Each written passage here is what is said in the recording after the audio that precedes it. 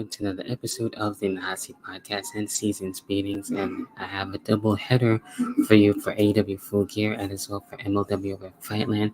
I'm going to get right into with AEW with Full Gear. There's a lot to actually get into, a lot more with that, and then head over to MLW with Fightland.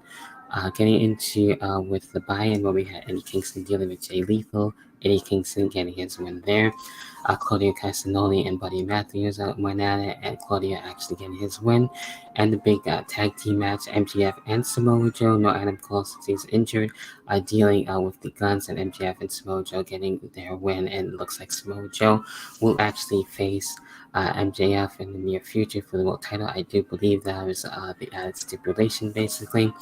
And then we get into the main card where we had the big tag team match, Sting, Adam Copeland, Darby Allin, Christian Cage, Luchasaurus, and Nick Wayne. A really amazing start, to say the very least. And as well as Sting and his team able to get the win, since Sting is looking to leave at AEW before the year is over, I do believe, something like that. So one of his final times, and definitely dealing with Full Gear. So a really awesome start there, and Christian Cage actually had a really cool entrance. Same thing with Sting and his team and everything, so that was really awesome there.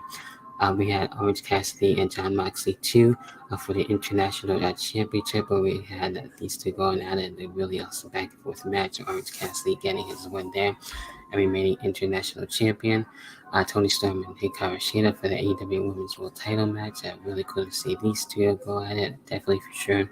We had Tony Storm actually becoming, I believe, a three-time Women's Champion. I do believe on that. So that is definitely very interesting there. To see where things go for Tony Storm, especially with the gimmick and everything. Being timeless Tony Storm, and she's really handling things well. And she was able to go off the script, so that was really cool there.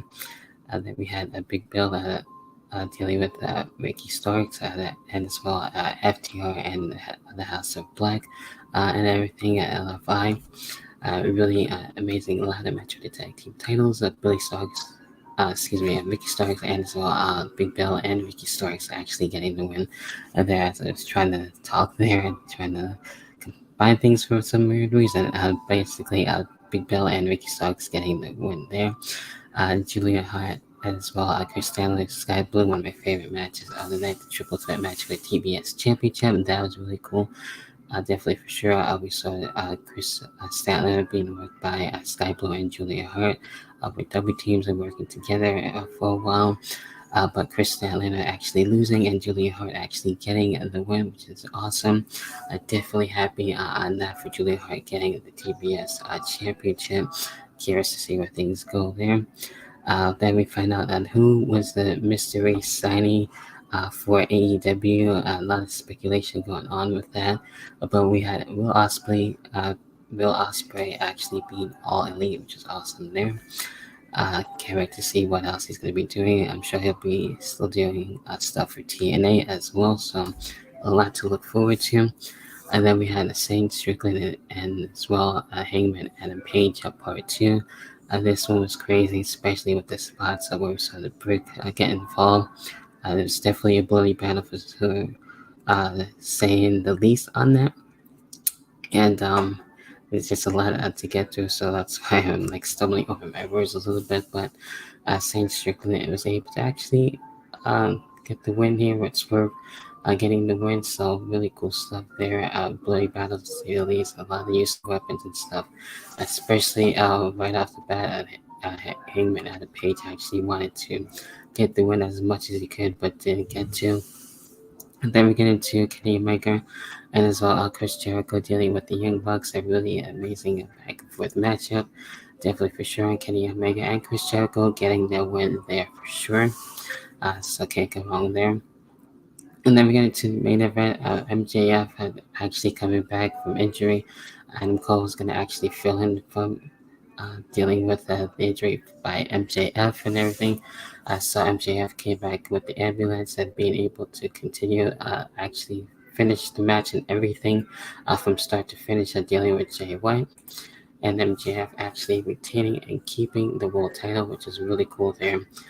So curious to see what's going to be happening with that, and crazy how MJF was able to come back with injury and all that stuff. So Again, a lot to actually be dealt with there. And then we get into with the next thing with MLW with Fightland, a couple matches here, and not too much happening.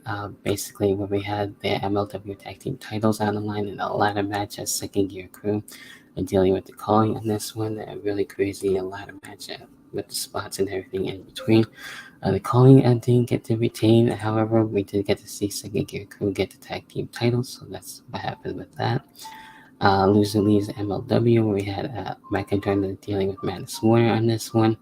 Steph Delaner, I believe, dealing with helping out McIntyre and actually McIntyre getting the win there.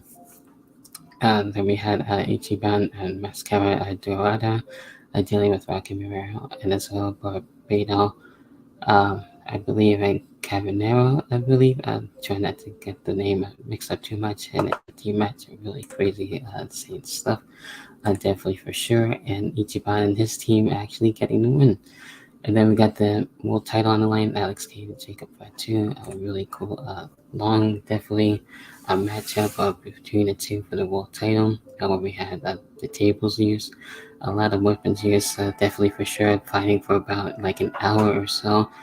Then we had the World Titan Federation getting involved afterwards, after when Alex Kane won. So it looks like to be Alex Kane and Matt Cardona for the world title in the near future. I'm very sure of that. So that's everything in a nutshell with AEW with Full Gear. And as well with MLW for Fightland. Those are my thoughts. What are your thoughts? I'd love to hear your own thoughts in the comment section.